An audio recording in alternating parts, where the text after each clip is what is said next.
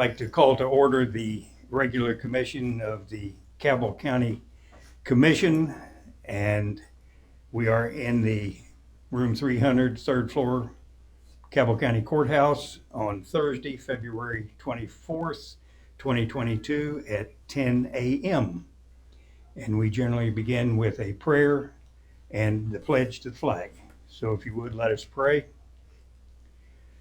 Most gracious and heavenly Lord, open our eyes to behold the beauty of your creation and all the blessings you have given to us. May we be guided by your Spirit in the ways of justice, truth, and peace. Grant that we may always prove ourselves a people mindful of your favor and glad to do your will. Save us from pride and arrogance and give us the wisdom to do that which is pleasing to you. All this we ask that we may faithfully serve the duties of our office and to promote the well-being of all people through Jesus Christ our Lord. Amen. Amen. I pledge Allegiance to the flag of the United States of America and to the republic for which it stands, one nation under God, indivisible, with liberty and justice for all.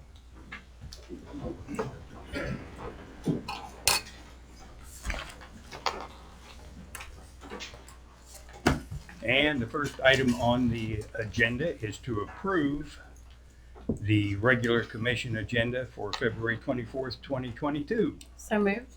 Been moved. I'll second that. All in favor signify by saying aye. Aye. Aye. Good, the agenda is approved. Now we will approve the minutes of the regular commission meeting December 9th, 2021, regular commission meeting December 21st, 2021, regular commission meeting January 27th, 2022. Move to approve. Second, all in favor signify by saying aye. Aye. Aye. That is approved. Next, we approve the erroneous assessments, land consolidations, split tickets, probate documentation from the county clerk's probate office. Move to approve. Second, all in favor signify by saying aye. Aye. Approved. Approve purchase orders number 22-107483 through number 22-107688. Pay jackets, monthly payments to Fifth Third for fuel card purchases, handwritten checks to Unum, $8,162.25, and Guardian, $19,765.98. So moved. Second, all in favor signify by saying aye. Aye. Those are approved. And we have a person registered to speak, Mr. Howard Underwood, who wants to speak about Pea Ridge Public Service District issues. Mr. Underwood. Thank you all for letting me be here. I live at 232 Carver Lane, Barbersville, in Guyana Estates. My home is attached and connected to the Pea Ridge Public Service District, and before that was attached to the Mason Utility District. The lines were put in the late 50s and early 60s were clay pipe, and they are holding up well except for the joints. They have gaps in them where natural, the settling and everything, allowing in water to come from the ground when they have rain, snow, et cetera. Anytime there's a substantial amount of rain of 1 inch or so in a 24-hour period, the Pea Ridge system, after the modifications that were put in 2005 and 2006, will not pump out the water fast enough to keep the system functioning. This function problem causes backup in all the lines, which backs up into the houses. Once I discovered this issue at my piece of property, I went in and cut the floor up, put a safety pump in, dug up all my lines out to their system, replaced it with all new heavy duty Schedule 40 pipe, put in 3 check valves to try to protect my property from the Pea Ridge Public Service District. I have mentioned this problem multiple times, went to multiple meetings with them, and then attended the last meeting on February the 14th. And in that meeting, they told me they had come to you all and asked for $3 million so they could line these pipe to stop this problem. I can find no documentation where this has ever happened, looking back through what records I can find on the computer. I was in this office here about 2015, 2000, somewhere in there, complaining about this same issue. Nothing has been done. The residents of Guyana Estates and Richmond Sewer District, the two districts that they got in 2001, amount to 20% of their customers, according to their application that they put in for federal money so they can expand the system. I'm here requesting help to how do we protect the existing customers they've got. You know, we're 20% of their customer base, and their system does not function. This last rainstorm they had, we had 1.79 inches of rain, according to the Herald Dispatch on their pretty little collar page about the weather, in 24 hours, which is no amount of large rain. Their system shut down at my house about 10 o'clock on Thursday night. Did not start operating again to where it was pumped down to where I could use my restroom, my bathrooms, my kitchen, the washing machine, anything, till about 7 a.m. the next morning. It took that long for their pumps to catch up. When I complained to their plant operator that their pumps are smaller today than they were before they did this modification in 2005 and 2006, they tell me that the pumps are now designed with a safety so it will not allow them to pump any more water into their plant than they're capable of handling. I said, so you all designed an intentional backup that comes back on the customer. I need this problem resolved. Shouldn't have to live in 2022 with this issue. And I have thought, and I told them in the last meeting, I'm going to the next step up the ladder. I said, and find out what the problem is there. But like I said, they said they asked for $3 million. I can't find any documentation of it. It's probably the ARP money that the federal government sent to counties and municipalities, and we're going to put forth a deadline for entities to make those requests, and then at a future date, soon, we're going to go through those requests, but that will be the time when we can ask, the pertinent questions as to how that money will be spent specifically. They made application for $5 million, almost $6 million, so they can, it's on your all's website, so they can expand the system on out farther. But not fix. But they didn't make no application that I can find to fix the existing problem. So they can just keep building all the big plants they want to build. All we do is we can't pump the water to it. What difference does it make? Other customers have the same problem. Yes, sir. According to their website, according to your website and their application, and that's all I'm going on is because it's the information there's 1,200 customers there that's having these kind of issues. And every time they get a hard rain, you can go over and ask them. Their technicians are super. They come out in the middle of the night. It can be pouring rain. They'll come over and they'll knock on my door. Mr. Underwood, our pumps are pumping as hard as they can go. Well, that ain't helping me one bit. They're good. They're great people to come and tell me that they took care of my emergency call, and they went and checked the pumps, and they're pumping all. But it's taking them 8 and 10 hours to pump down a little bit of rain. Yeah, Well, that is a problem. we need to look into. Yeah. Beth, is to assume Mr. Underwood's correct that have you looked at their application from ARP money? Is that just for them to build more stuff? It appears that way to me, yes. It appears to be mostly related to the Merritt's Creek and Barbersville Right. expansion. That's a sanitary sewer system. No rainwater should be in that system. That's the bottom line. The one thing, Sewer system is not designed to collect rainwater. That's a storm system. So they've got infiltration. The Public Service District, should address the infiltration, doing whatever they need to keep the rainwater out. If it was just sanitary water or sewer water, they'd never have a problem, because they don't have problems when it doesn't rain. So it's very obvious that the problem's infiltration. And the one thing I'll say is, I've known Howard for a long time. Howard's previous job was to put in the pump stations. I mean, that's what they did.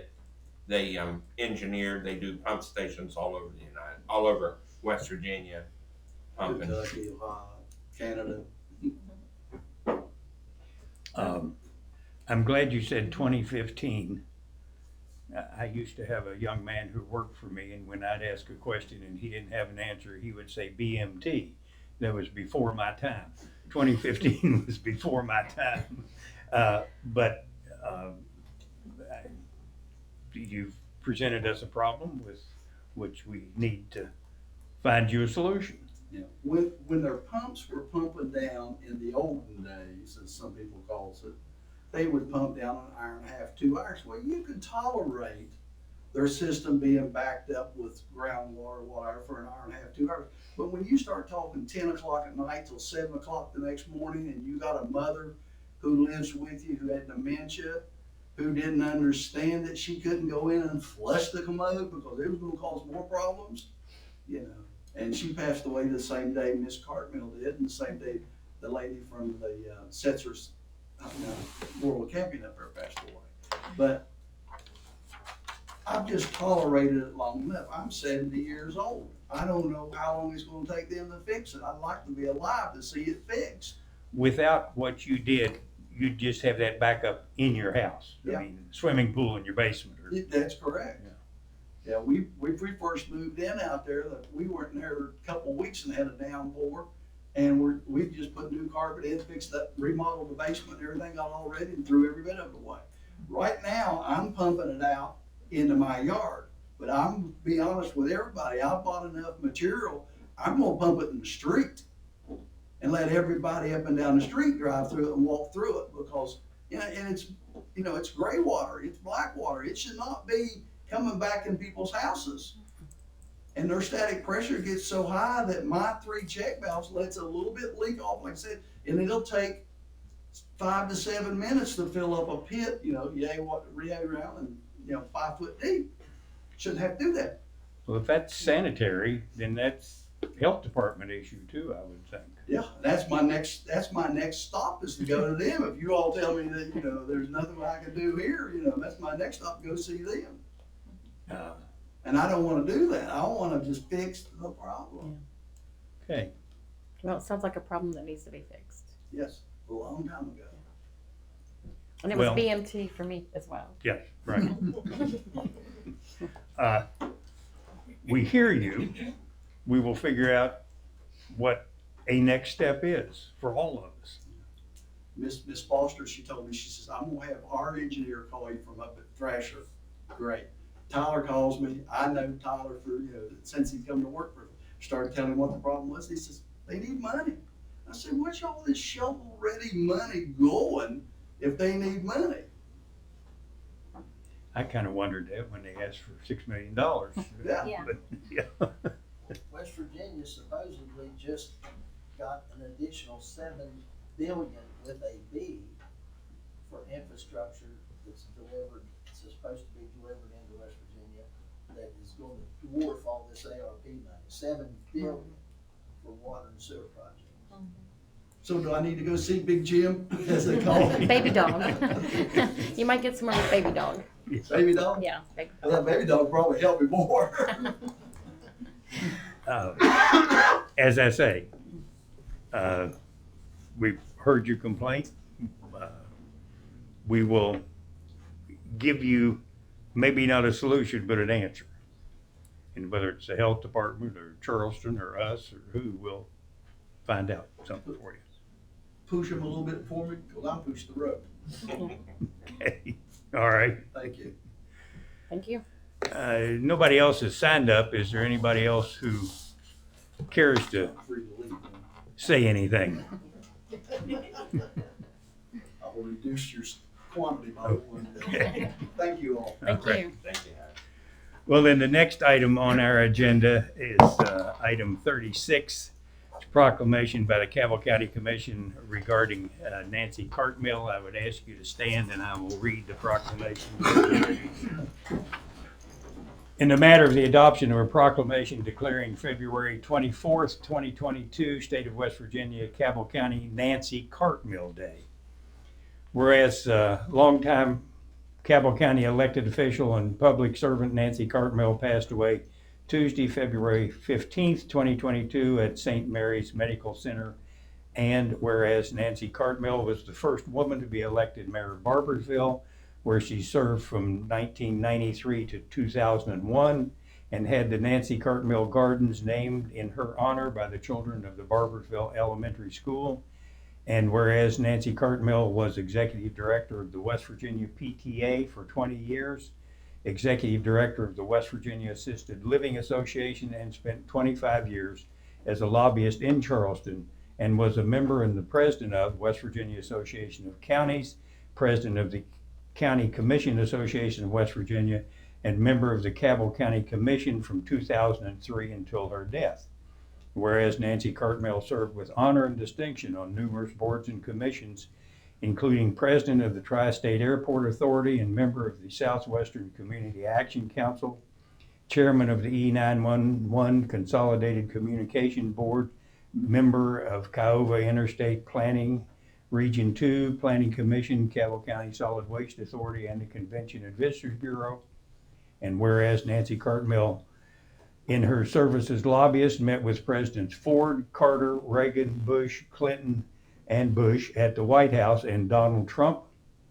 And whereas Nancy Cartmill's passing brought warm accolades from Senator Shelley Moore Capito, Senator Joe Manchin, and Representative Carol Miller, and Governor Jim Justice, who praised her as a civil servant of honesty and integrity, always trying to do what was right for the people of Barboursville, Cabell County, and West Virginia.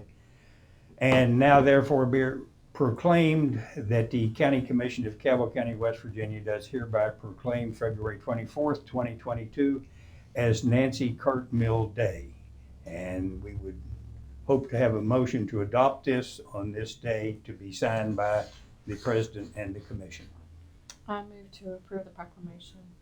We have a motion. I will second that. All in favor signify by saying aye. Aye. Aye.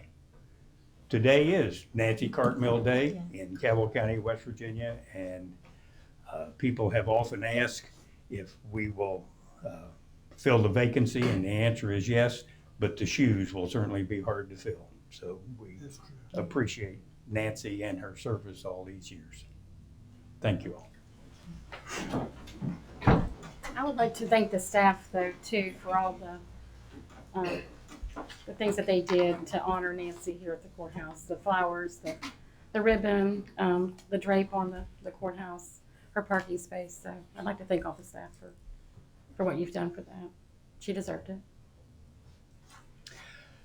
Next is item number 037, petition to probate lost holographic will in solemn form regarding the last will and testament of Walter E. Smith.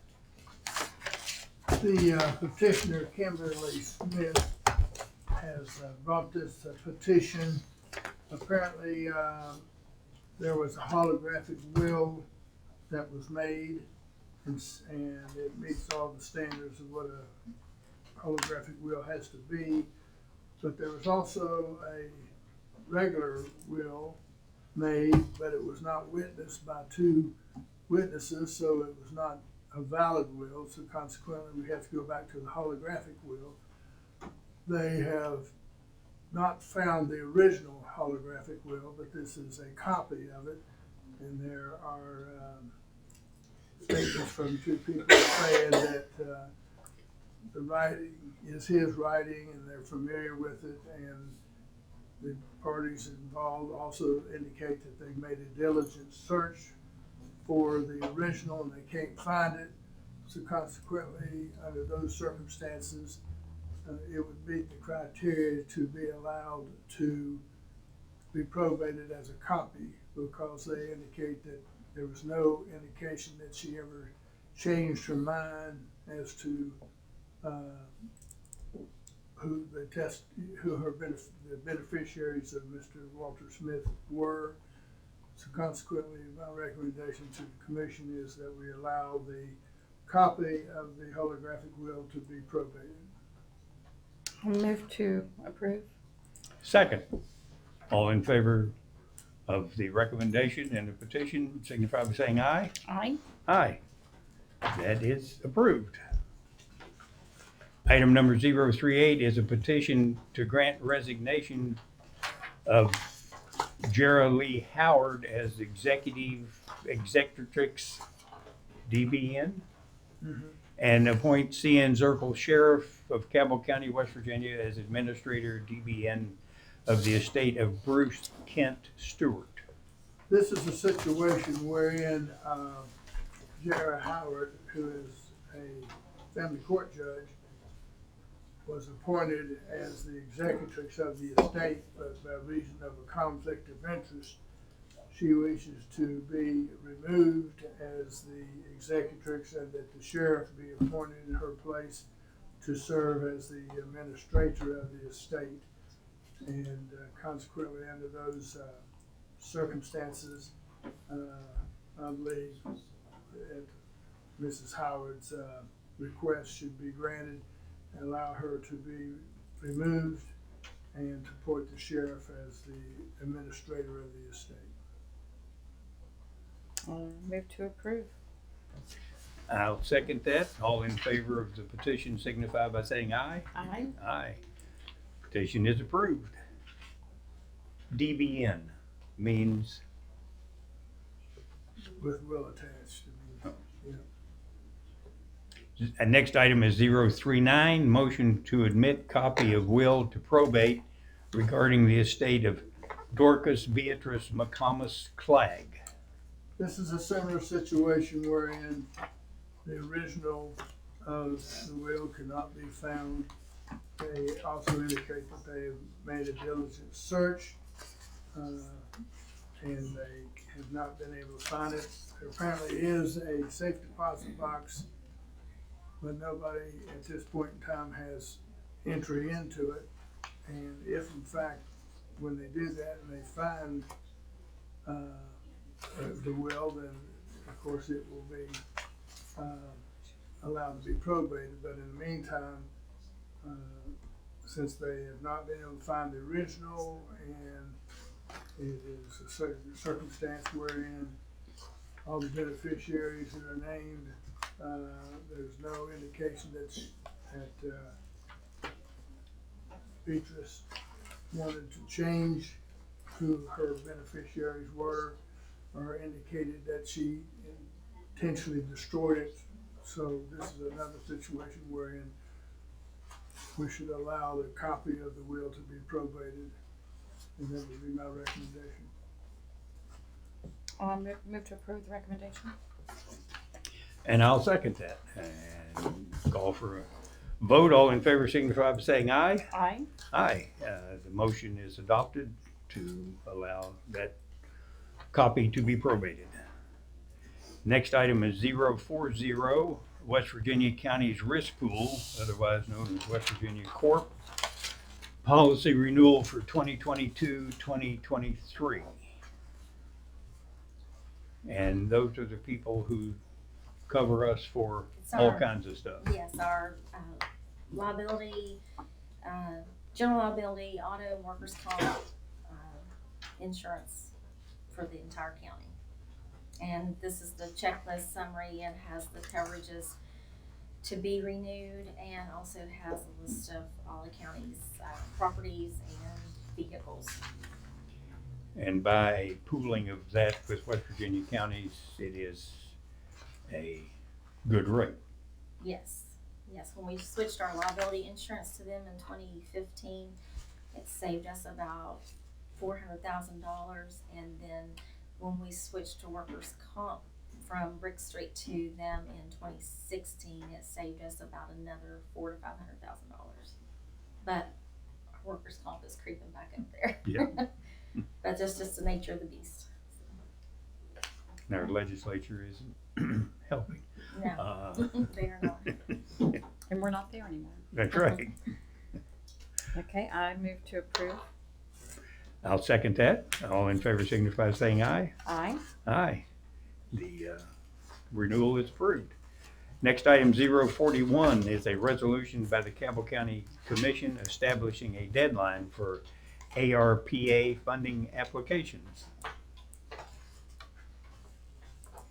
This is a resolution to establish the deadline, as you said, as of April 29, 2022. And the application is available on the website, and it's requested that entities submitting applications do so on the website, so we have all the reporting requirements on there, so we're in compliance with the Treasury. And the deadline's April 29th. Yes. I move to approve. I'll second that. All in favor of the resolution signify by saying aye. Aye. Aye. Resolution is passed, and McKenna, I hope you will note that we request that they do it online. By April 29th. Yes. Next is item 042, Cabell County Emergency Response Center, known as CCERC 911, budget revision number 3. Mike, do you want to speak to that, or? To be quite honest, I didn't even see it on there. I'm sorry. I'll see it for the next one. You know, there is a- I think we're just moving some money around from where we got that. Oh, okay. That was what it was. I believe it was just removing the money right into the account so we could use it for the coach money.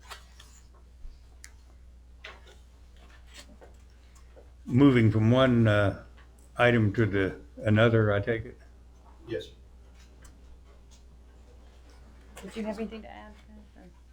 I didn't. I move to approve. Second, all in favor of the budget revision, signify by saying aye. Aye. Aye. Passes.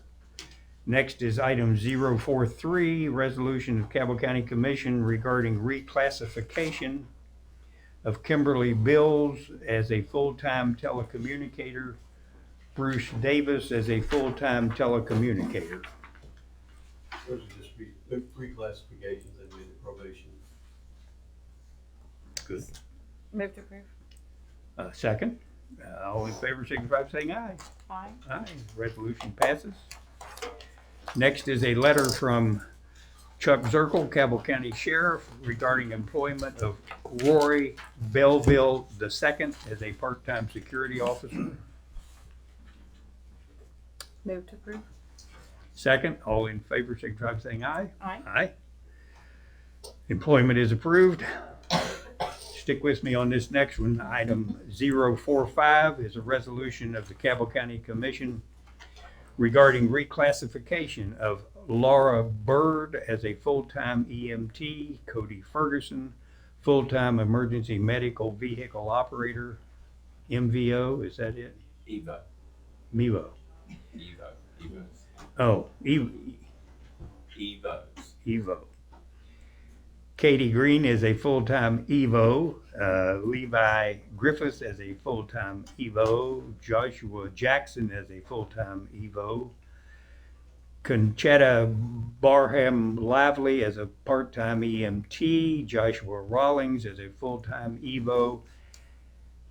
Andrew Sowards as a full-time EVO. And employment of Kenneth Davis as a full-time EMT, Christopher Harrison as a full-time EMT, Xavier Herndon as a full-time EMT, Aaron Queen as a per diem EVO, Jimmy Markham as a full-time EMT, Megan Waters as a full-time EMT, and James Williamson as a per diem EMT. So moved. Second, all in favor of the resolution signify by saying aye. Aye. Aye, resolution is passed. Item 046 is a resolution of the Cabell County Commission regarding state budget revision number 8. This is increasing our revenue in our state grant line item, $40,800. It was a court security grant for cameras and door controllers, and also increased the data processing line item 1428 to, by the 40,800, which is where we paid for those cameras from that line item, showing the grant money coming in. I'll move to approve. Second, all in favor of the resolution signify by saying aye. Aye. Aye. The resolution is passed. Item 047 is an executive session regarding the opioid litigation. I have to ask you all to leave because we're going to have that conference by phone, and our conference phone is in here. And the motion would be to go into executive session where no action will be taken, no votes will be taken. I move to go into executive session for the purpose of opioid litigation update. All in favor signify by saying aye. Aye. We'll do that. If we can find Mr. Farrell Jr.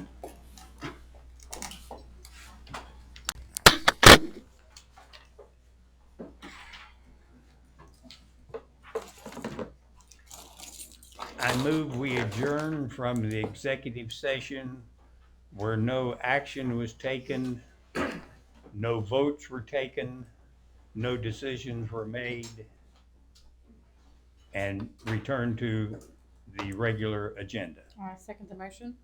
All in favor signify by saying aye. Aye. Aye. The items before us then remaining are to be placed on records.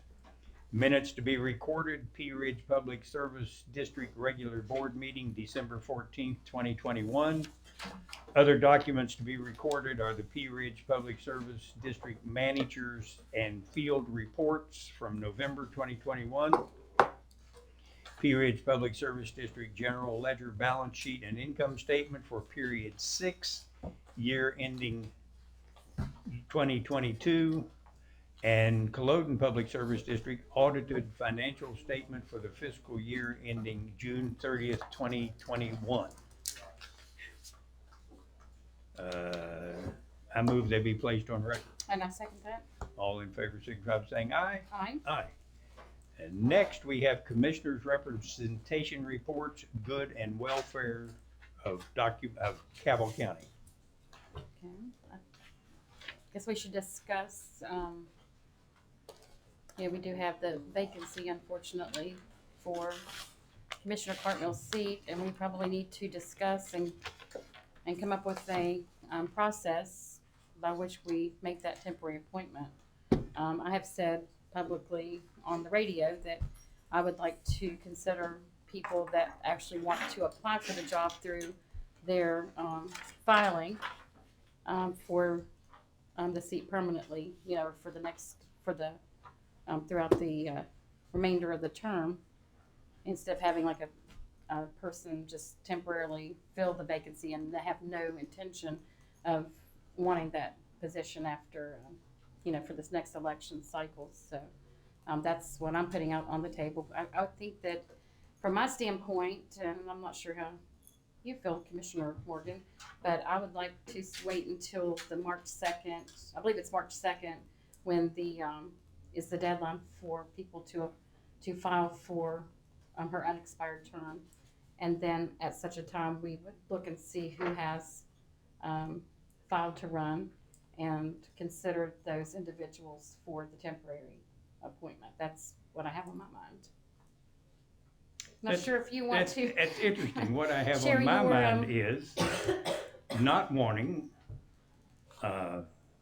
to afford anybody who is running for office in this special election, if you would call it that, any advantage over anybody else that's running in that time. So I probably will not be in favor of appointing somebody who has filed to run. So we'll have to see where we go from there. And I think if that be the case, then the Republican Executive Committee will eventually give us 3 names that we'll contend with. But remains to be seen, because we don't know who's going to file. We know who has filed at this point. So it's what makes life interesting. We'll have to see what happens. Anybody else have anything for the good and welfare of the county? Mr. Morgan, I wanted to clarify our revision 42. Actually misspoke a minute ago. I usually get briefed on the way out by my office manager, and I wasn't available this morning. The revision that you folks voted on was every 6 months we have to make a billing payment. And a couple years ago, the auditor's office had us split the principal and interest into 2 lines. That changes every single payment. The amount, the total does not, and we usually miss it by just a little bit, either in the principal or in the other. So we have to move it from one line to the other, and that's what that was. So my apologies, I just didn't have that information when I came in. Just while you're standing on your feet, how's the addressing coming? Well, I'm kind of glad you asked, actually. We have been, as we discussed in our previous meetings, we went ahead and tackled another zip code, and we almost have, well, the Sage was 95% done yesterday, so it's going to be sent to the Postal Service ahead of the Milton one, because that one was fraught with problems and still is. By the time they get done at the Postal Service with the Sage, they will be able to submit Milton. And what that means is we'll keep the assessor's office busy, because this is the time when they said they would like to be busy. We'll be able to give them the information they want, so we can be moving as quickly as we can. So that's going to work out much, much better. If you get Lesage, do you have another one then that you'll, Yes, sir. We'll be, if we can get Lesage completely finished, which he talked like yesterday when I was briefed, maybe first of the week, somewhere in that area, to the post office. right, And then they'll take, it's only 2 routes, it won't take them that long. Then we'll have finishing Milton, we'll send it right behind that one, and we'll start on Omen, which is another small one, so that we can get Mr. Johnson as much as we can before he gets into his busy part of the year. Then we'll tackle Barbersville, Okay. and the parts of Huntington. Well, Huntington's rather large, but it's not the city of Huntington, it's the Pea Ridge and so forth areas. But that's a much better plan, and it seems to be working quite well. Good. All right, sir. Thank you. If there's nothing else, we'll finish signing any papers and adjourn.